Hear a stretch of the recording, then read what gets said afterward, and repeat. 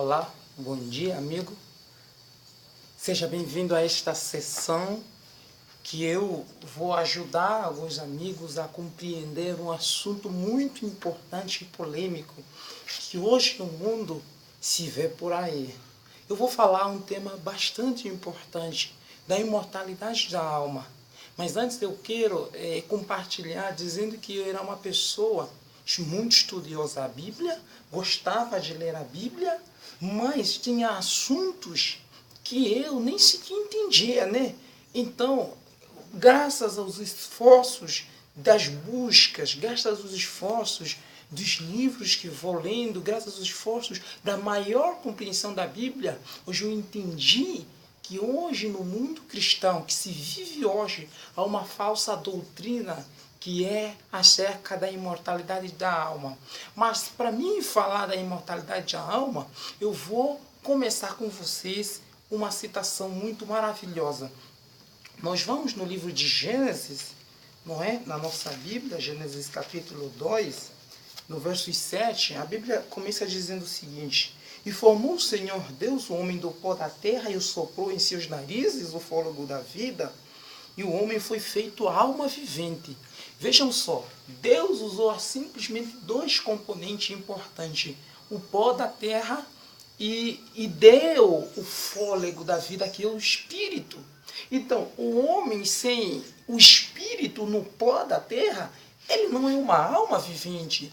Ele só passou a ser uma alma vivente quando o Espírito Deus deu ao pó da terra. Então, lá em hebraico, na palavra original que a Bíblia foi escrita, a palavra traduzida para espírito na língua original é roash. E esse roash, traduzindo para a nossa língua, vai dar sopro, vai dar respiração, vai dar ar, vento. Então, o homem veio do pó da terra, e quando Deus criou do pó da terra, Deus deu o seu ar, sua vida. A vida não é nossa, é de Deus. Então não nos pertence. E daí o homem foi feito uma alma vivente. Esse é o princípio. Agora vamos ver qual é o fim do homem. Lá no livro de Eclesiastes, no capítulo 12, aí diz o fim do homem. E é importante notar, ao fundamentar essa doutrina, porque nós precisamos ir ao princípio e ao fim também. Então, Eclesiastes diz o seguinte, no capítulo 9, no capítulo 12, desculpe, versos 7, diz assim: E o pó volte à terra como era, e o espírito volta a Deus que o deu. Então, do jeito que Deus criou o homem do pó da terra, e depois deu o seu espírito, na morte, esse mesmo homem, quando morre, o pó volta na terra, porque ele é terra. E o espírito volta a Deus, porque é de Deus. O espírito pertence a Deus. Então não tem esse negócio de a pessoa, quando morrer, sair uma alma dentro dele, e essa alma vai para o céu, ou vai vagueando, ou vai para o purgatório, ou vai para o inferno. Isso não é verdade. Nós não possuímos uma alma, nós somos uma alma enquanto vivemos. Então essa doutrina, ela é pura, ela é bíblica. Então a pergunta é assim: então, e os mortos que às vezes aparecem por aí, e os mortos que falam, e os mortos que se comunicam? O próprio Salomão é claro em dizer, no mesmo livro de Eclesiastes, vamos ver se os mortos falam, se os mortos amam, se os mortos pensam. Então, no capítulo 9 de Eclesiastes, versos 5, diz assim: porque os vivos sabem que hão de morrer, mas os mortos não sabem coisa nenhuma, nem tampouco eles jamais ter recompensa nas memórias, porque sua memória ficou entregue ao esquecimento. Olha algo importante no verso 6. Até o seu amor, o seu ódio, a sua inveja já pereceram, e já não tem parte alguma neste século em coisas que se faz debaixo da terra. Então, meu amigo, então, minha irmã, então, pastor, você que vive pregando essa doutrina da imortalidade da alma, isso é um erro, isso é uma heresia, porque a Bíblia não fundamentaliza isso. A Bíblia é clara em dizer que os mortos não pensam, os mortos não amam, os mortos não odeiam, os mortos não têm memória. Isso é bíblico e é fundamental. Então, E tem algo importante que a Bíblia até, eu acho meio engraçado, é que no mesmo livro de Eclesiastes, no capítulo 13, no versos 19 e 20, ela até nos compara com a vida dos animais. Os animais, nós cremos que os animais, quando morrem, acabou o ponto final. E isso acontece com o homem também. Olha no capítulo 3 de Eclesiastes, no verso 19 e 20, diz assim: porque o que sucede aos filhos dos homens, isso também sucede aos animais. As mesmas coisas lhe sucede, como morre um, assim morre o outro. Todos têm o mesmo fôlego, e a vantagem do homem sobre o animal não é nenhuma, porque todos são vaidade. Todos vão para todos os lugares, todos são pó, e todos do pó voltarão. Irmão, isso é a frase mais clara da Bíblia.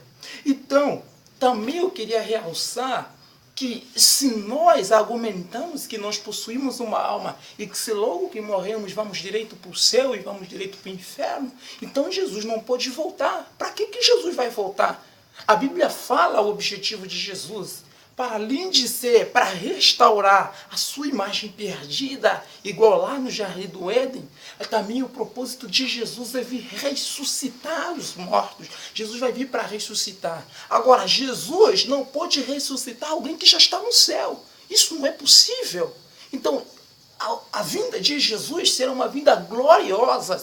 Os mortos que morreram em Jesus, que na palavra original não seria morrer, porque os que morrem em Jesus, Jesus considera como descanso. Os que estão em Jesus, os que morreram em Jesus, não morreram propriamente, mas eles descansam em Jesus, porque têm a salvação em Jesus, porque Jesus virá logo para os salvar, para os ressuscitar. E essa citação nós podemos encontrar lá no livro de São João, no capítulo 5, e no versos 24, nos versos 23 e nos versos 28, onde diz que, em verdade vos digo, que todo aquele que morreu em nome de Jesus ressuscitará dos mortos. Agora, tem uma passagem muito forte que eu gosto de defender essa doutrina porque ela é bíblica. E isso encontramos em 1 de Tessalonicenses, no capítulo 4, versos 13. Paulo mostra claramente que os mortos vão ressuscitar. Então é impossível alguém que está no céu ressuscitar. É impossível alguém que está no inferno ressuscitar. Não tem como.